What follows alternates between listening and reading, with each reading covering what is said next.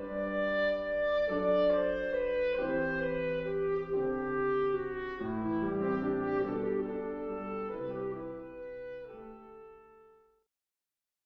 awareness is particularly subject to that because it's precisely words and labels that make it so difficult to recognize it in the first place, right? Because we're trying to figure it out. We're trying to figure it out from a mental perspective, using our brain power to sort through different ideas to try to arrive at what is being pointed to as awareness. So it's precisely that customary use of words and labels that we have all been trained to do, and do it to excess these days, that actually gets in the way of recognizing what is aware of this life, what is aware of our essential beingness. So this awareness, I mean, just to state it, is actually what illuminates this life, and also has a kind of reflective knowingness about what's happening in this life. So it has the capacity to be present for whatever this organism is experiencing, but it also has the capacity to be aware of itself, self-aware. So this awareness is not just a philosophical term, right? It's actually pointing towards something that we can not only experience, but that we are. But it's not a thing. It's not something that we can stand back from and understand and look at like we can every other object that we've ever encountered, including physical objects, the table, the room, my feelings, my thoughts. All are objects in a sense that we can look at, evaluate, like or dislike. Awareness itself is in a whole different category. It's just utterly unique in that it has no attributes, actually. It's not a thing. It's formless. And yet it has this capacity of aliveness, of knowingness. So there's some things to even talk about it is is problematic, right? Because any attempt to talk about it puts it into words. All words are conceptual, so concepts will never actually touch it. But hopefully what they can do, if they have any use at all, is to point towards something that can be experienced by you directly. Important to understand that whatever word that we use for it, I mean, I use awareness a lot, but we could also use spirit, we can use spaciousness, we could use Buddha nature, we could use true nature, Christ consciousness, or just simply noticing, right? The words don't actually matter. Whatever works for you is fine. But once it's seen, once it's actually seen for yourself, it's actually best to just drop the words. Because the more we say, oh, now it's awareness, oh, I'm experiencing awareness now. As soon as we say that to ourselves or out loud, we're actually reducing the extraordinary experience of direct noticing the formless and reducing it back to a concept. So even talking about it or repeating those words in our head, like, oh, I'm in a state of awareness again. Well, as soon as we say that, you're not, right? We pulled ourselves back out of that state and conceptualized it. So once it's seen, it's really best just to be as that rather than um, continually trying to evaluate whether, I'm in awareness or I'm not, or I'm in ego now, or, all of that movement is the ego's attempt to try to understand something that it will never understand. Never.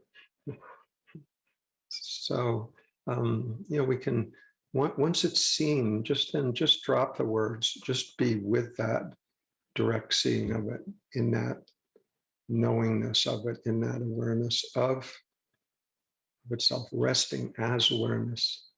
But drop the words. Okay, so that there are some things we can say about this awareness. It's probably easier to talk about what it's not than what it is, but there's some usefulness, I guess, both ways. Some of the things that it's not judging you. Right? It's not scolding you for, any errors that you might presume from a mental perspective. Um, it's not really imposing any morality on you, surprisingly, right? It's not insisting on a certain behavior. It's not actually insisting on anything. It's there present for whatever may be happening. If you fall off the spiritual wagon, it doesn't exit the room, sulk off in a huff. It doesn't play any of those games, right? It's just present. Right? So some of the things that we can say, from in a more positive vein, and this is, what we're talking about here is something without attributes, but as that formlessness flows, there's some things that are probably more true than others. None of these statements are absolutely true, of course, but they may have some value. So one of the things that could be said in this manner about awareness is that it's intimate. It's not far away, right? It's not otherworldly. It's not something that we have to attain some particularly high state to come in contact with. It's closer than close. It's closer than our breath. Because it is what we essentially are. We could also say it's probably the best listener that you've ever encountered, right? I mean, isn't that what you really want in somebody that's you're talking to, for them to be totally attentive, without waiting to say what they want to say, without standing back and, judging what you're saying, but just being totally open, present, listening, listening to every word that's going through your head without judgment. More loyal than your favorite dog. Another thing that this awareness is that it allows you freedom to do whatever you do. I mean, it's not controlling your movements, your apparent choices. But even to say allowing sort of is saying too much, because I mean, allowing applies that, there was some hesitancy there, that there was some, holding that, and then you allow. But it's not even that. It's just the nature of it, to yield this total freedom. So we've, one of the things that's in operation in this country, in this culture, I mean, whether you were brought up in a religious family or not, just by being in this culture, there's a certain amount of this perspective that's just been sort of picked up by osmosis. And that is that there's somehow a divine being, a God that is judging us, right? Not only judging us very severely in a very black and white kind of way, heaven and hell, and you are basically on trial, right? That's the sort of fundamental presumption that, you know, you have this one lifetime to prove yourself, you know, on the right side of things or not, right? And then live with that consequence forever, right? Pretty severe, right? But by some mean and vindictive God, because it's almost like this God has sort of cooked the books a little bit. So it's not like we're given a fair chance with this. I mean, we're given a set of hormones that can cause us to act in unchaste ways. It gives us taste buds that are very sensitive to things like sugar that aren't good for us. It gives us this sort of mind that demands ever more pleasurable experiences. So it's almost like, if you had a bird and you tied a rock to its leg and then punished it if it couldn't fly, because it seems like we're given every chance to fail, right? And we're not given a reliable how-to book, starting out on this thing. So there's this sort of ultimate carrot and stick program at work here. And that, like I say, whether you were brought up religious or not, there's sort of built into our culture in a way that somehow there's this ultimate judgment program at work here. So the good news is that we do all have the opportunity to look directly for ourselves to see if that's actually true, right? We can see if by looking within, whether what we find as our most essential nature is self-judgmental or not. We have that choice. And it's not the place to take anybody else's word for it, because that's just the next belief. And it's not really that helpful when the chips are down. It's what's really valuable is to investigate it ourselves, come to know the essence of what we are, and decide for ourselves whether that's judgmental or not. Whether that is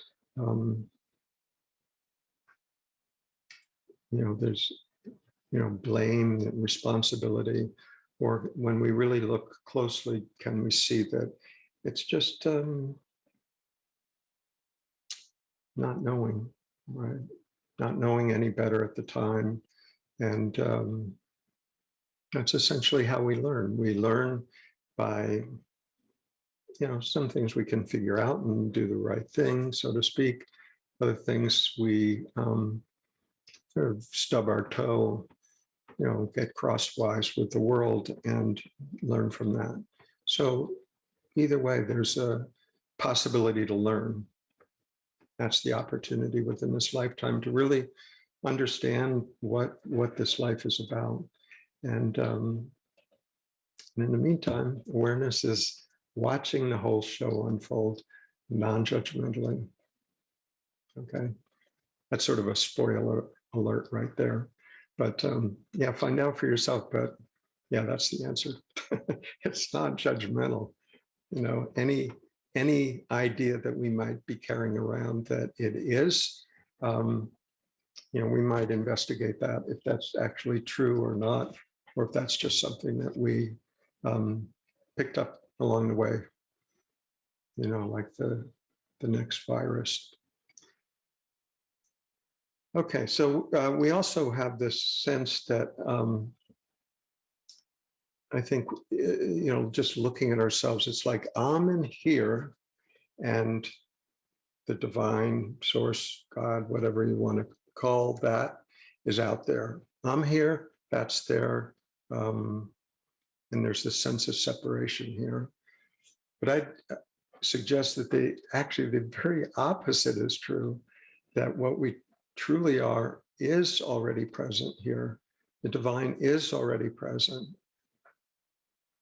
That essence is already present here. And what we take ourselves to be, the body, the mind, all the ideas and opinions and history and memories and all of that, is actually on the periphery out there.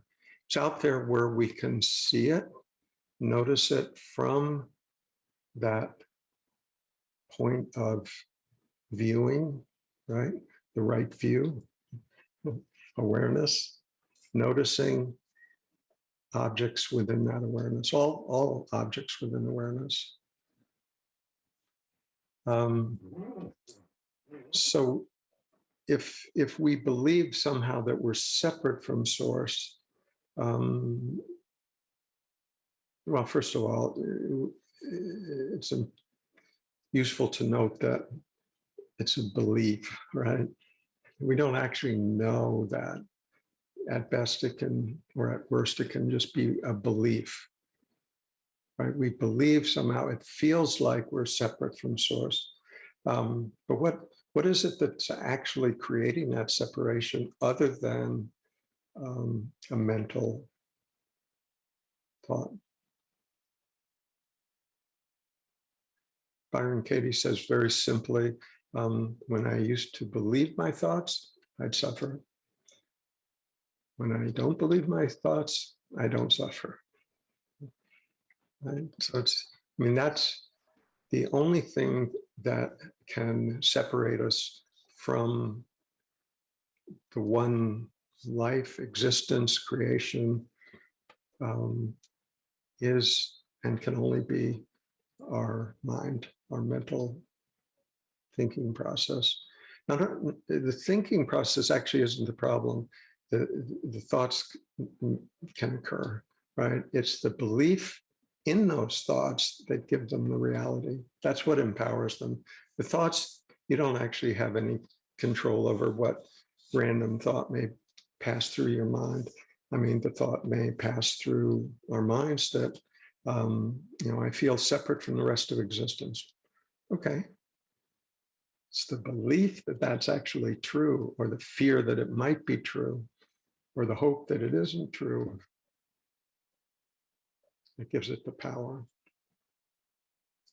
to convince us that it's actually real.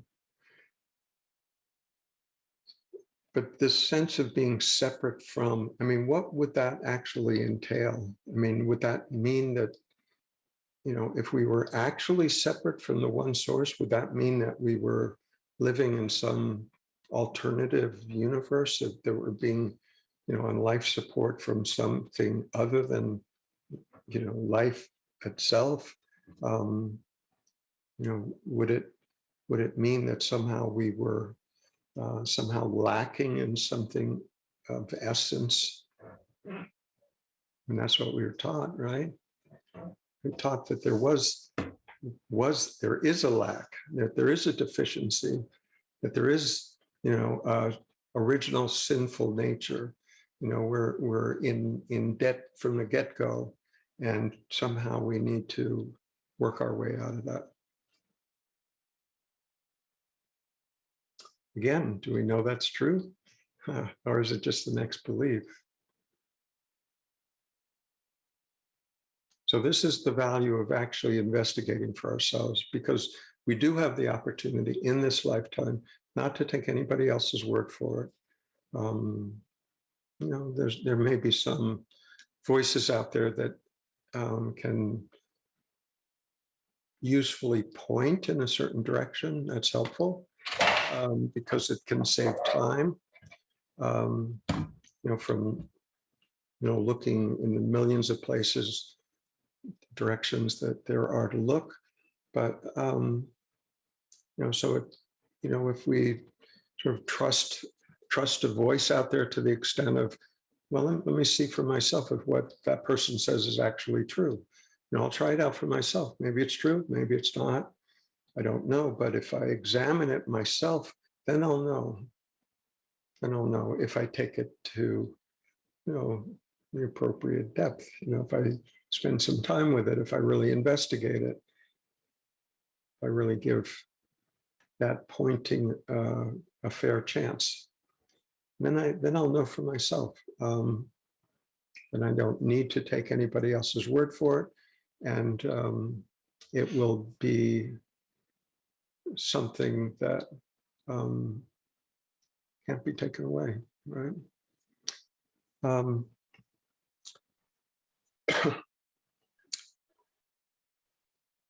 There was a German Christian bishop, quite high up in the Christian hierarchy, but he was also a mystic, and he's talked about awareness in a very profound way as being the medium through which we encounter the divine. And one of the things that he said, he's from, I don't know, 14th century maybe, in Germany. The eye by which I see God is the same eye by which God sees me. One eye, one seeing, one knowing, one love.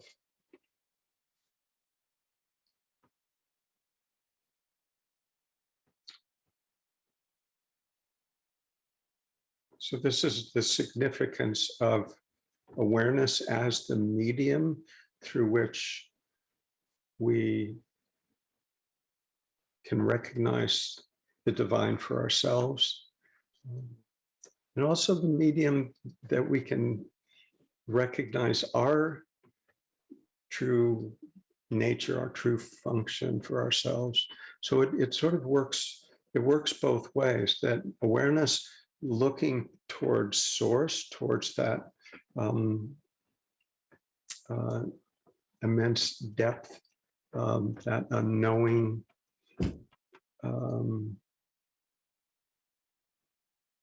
potentiality of all. It looks dark, like there's an unknowingness. There's not the capacity to understand. So there have been a number of words used for that. Again, all words are going to fail miserably, but the purpose is to, give some indication. So words like the absolute, or the dazzling dark, or the unknown, or the void, something that, some mysterious depth, formless depth, out of which everything arises. So this is awareness looking further back. When awareness looks outwards, that's the world, right? By world, I don't mean just things outside of our skin. I mean, including this body, mind, including everything that can be observed by that awareness. So that world, that arising of form, arises within awareness when it directs its attention, so to speak, outwardly. So we look back into the depths to the unknowable, knowable potentiality out of which everything arises. And when we look outward, the world appears.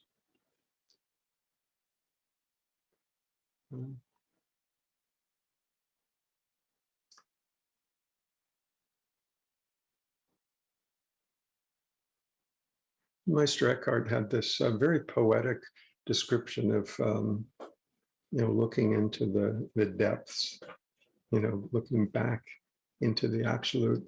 And his description is that where distinction never gazed. I like that. Beautiful. So we could begin to look at this fundamental duality. There's the awareness as the subject, and then the world, including these body minds, as the objects within that appear within awareness, right? Because everything appears within awareness, only appears within awareness, ever. Nothing is ever experienced that's outside of awareness. So we can say that is our fundamental nature. But then there's all this creation happening. So any attempt to be on one side of that duality in preference to the other side will ultimately prove false. We know this about the world, to only experience the world and have no experience whatsoever of our spirit, of our essential nature, would be, well, it would be a tragedy to have wasted our life only experiencing the world without experiencing ourselves. But on the other hand, insisting that we park our identity in the transcendent, in the formless, but denigrating the world, diminishing its importance, dismissing it as illusory, is also not right. It's also just seeing a piece of it. It's really both. So when we look at the transcendent, look at that depth, the most we can say about it. Huang Po, early Chinese, what later became Zen when it migrated to Japan, talked about it as being this mystery being a tacit understanding of the mystery and no more. Just that, just a sort of an unspoken understanding in the profound yet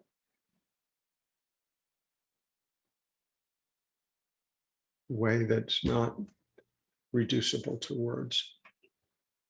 So there's that understanding, but then there's also the appreciation of creation, right? Right. So one without the other, what would it be? If there was awareness without anything to be aware of, what value would that be? Other than some concept in someone's mind. But also if there was just a sort of material, external, objective world with no capacity to be aware of it, to know that one was aware of that existence, what would that be? So just the awareness, or just the form, just the formless, the form, awareness, matter, to see those as two different things is limited perspective. It's really that amazing capacity of awareness uh, to recognize form. All form appears as awareness, in awareness. I mean, even Einstein was talking about this tendency of scientists, I guess, in that day, to look at the world as sort of a mechanistic unfolding. Things were set in motion at one point, and then it's just sort of evolved in a very mechanical kind of way since then. In some fixed external reality. He called that a religion because it was based on unprovable assumptions. Unprovable because it's never actually experienced directly. The only place it's ever experienced is within consciousness. Therefore, his point was consciousness is primary. Without consciousness,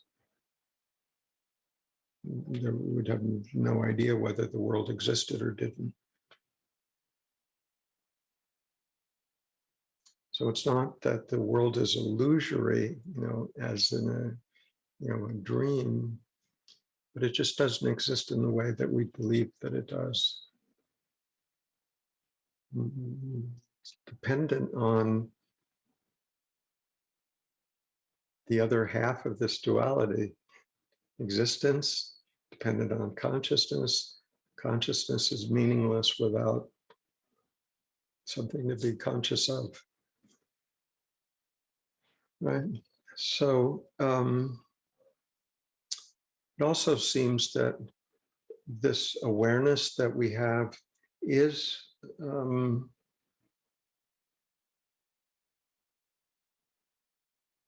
as we're sort of taking a little poetic license here, but that the awareness is how the divine is able to see its creation.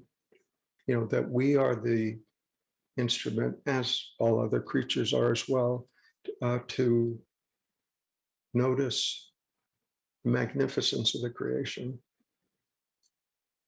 It's the divine sort of requires these organisms, with their sensing abilities and their ability to be attuned to their environment, to actually notice what's happening, be present for magnificence of creation. So it's actually a beautiful practice just to look through your eyes from that perspective, from the perspective of the infinite enjoying its own creation, and you're the one that has the eyes to see it. So this awareness that we're talking about is not a lifeless void. It's not a philosophical concept. It's not something that's distant from us. It's actually the essence of life itself. It is what enlivens these bodies. It's what is present for everything that we've experienced. So there's the first step we can take towards that understanding. We can actually take that step conceptually. And the first step is to recognize that consciousness awareness is indisputable. Right? It's the one thing that we can know for sure as a solid place to start. And we can say that with great certainty because we can't say that I'm not aware. Because one has to be conscious to be able to claim anything. So to try to make the claim that no, I'm unconscious, requires consciousness. So it's a void statement to start with. So it's the one thing that we can say with great certainty is that I am aware I exist. I may not know what that is, but I can say that I exist. And to exist is to be aware. So I had listened to Adyashanti a lot of hours in present at retreats, weekends, recordings for, I don't know, probably almost a year. And during that year, I don't know how many times he mentioned garden variety awareness. It was one of the phrases that he used often. And I'd heard that word probably, I don't know, 50 times. And then one time I actually heard it. And my response was, oh, you mean that awareness? That awareness that's sort of always there, always present, always has been? You mean that awareness? I thought that was just sort of regular awareness, sort of plain vanilla awareness. It wasn't special awareness. It wasn't spiritual awareness. It wasn't a high awareness. But that's what he was pointing to: garden variety awareness, common, ordinary. I mean, it is extraordinary, but it's common in that it is true for everybody. But that's why we miss it. It's so common, it's so ordinary that we just don't even give it a second look. Most people don't even give it a first look. It's just sort of, an unspoken assumption that's, we don't, it's not even that. We don't actually ever think about it. We just go about our business and it's functioning in the background.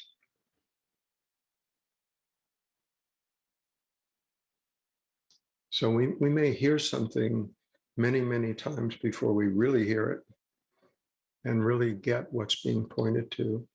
But this awareness that I talk about frequently, that is the awareness. It's not a high state. And the good news about that is that if it were a high state, then it would be infrequent. It would come and go depending on the state. But if it's our essential nature, and it's not dependent on any state that we are in, right? So we might be in a high state, we might be in ordinary, everyday, mundane state. We might be in the state that we happen to be in right at this moment. The point is that whatever state we're in, whatever moment that we're in, that awareness is fully functioning already. Our job is to notice it.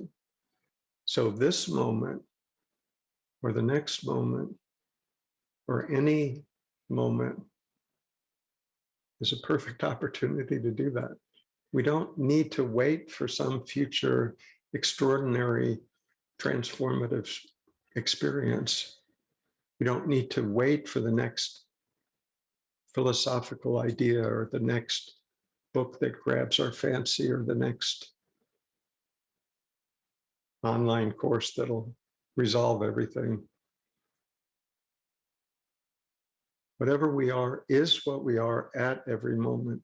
So, any moment's as good as the next for discovering that, right? It has to be present. If it's what we essentially are, it has to be present for all moments.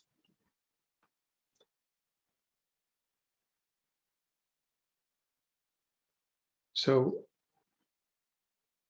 one of the ways that this awareness operates is that it has this sense of, there's a sense of affection towards this organism. It's not like, It's not really like it has a horse in the race here. There is an affection. It's almost like you can imagine sort of an affectionate, sweet grandmother holding a very young, slumbering child. That sort of affection, non-judgmental, caring, compassionate, loving presence.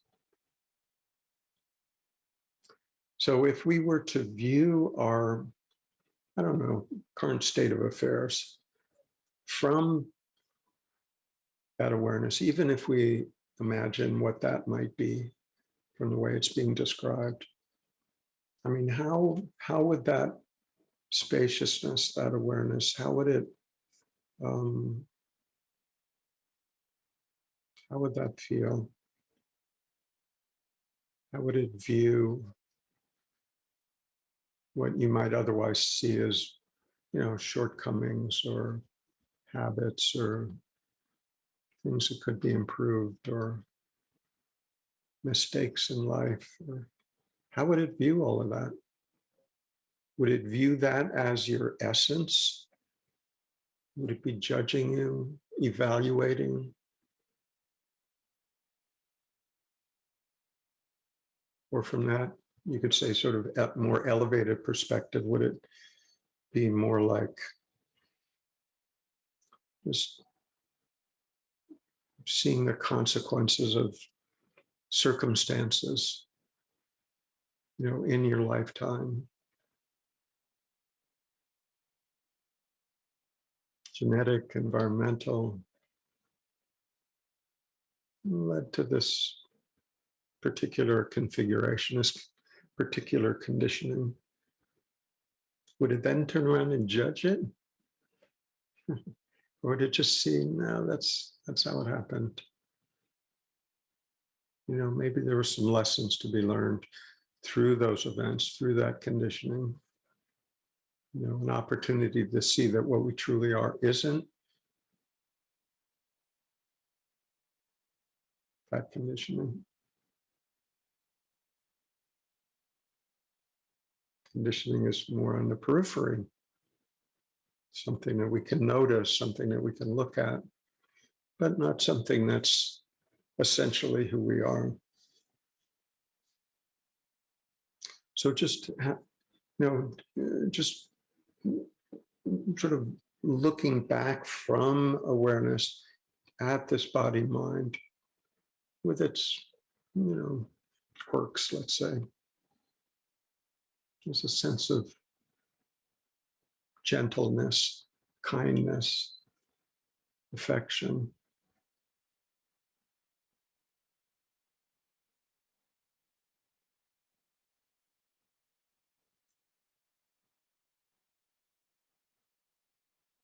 And presence for that.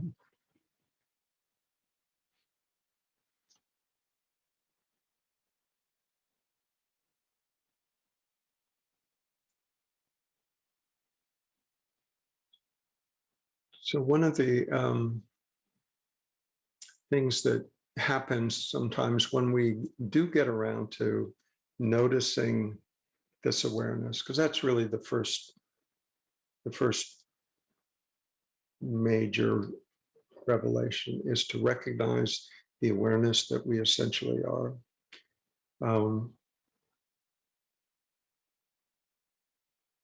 Hugely liberating. But then after some time, the question arises, I wonder what this awareness actually is, where it arises from. Is it something that this body mind produces?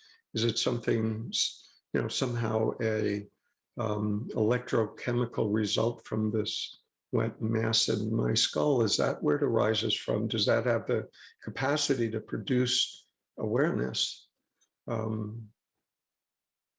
lot of scientists believe that. None of them have ever found that in there.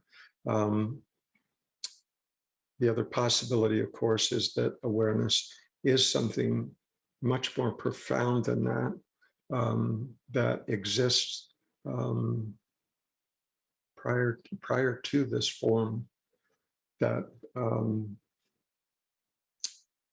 awareness is aware of, functions through this form, enlivens this form, but is not limited by this form. That's the other possibility. So again, the point isn't to take any of this conceptually as being true, just as a suggestion for an inquiry. And it seems like this particular inquiry about whether there are multiple awarenesses, each of us in our own little awareness bubble, or whether there's actually one awareness operating through each of us, is a really valuable spiritual question to contemplate and give it time. It's not of any benefit to conceptually decide, well, I think it's this. Well, maybe so-and-so said it's that. That's of no use. The only reason for bringing up those two possibilities is for your consideration, and to just let it percolate. It takes some time for some of these deeper truths to penetrate the greater relative density of these body minds. Just takes some time. So we don't have to try to force it. We can just allow it. And the way we can allow it is just to bring it up as a curiosity. I wonder what that really is. I'm really, prayer might be helpful to show me the reality and be available for whatever is shown. That has power.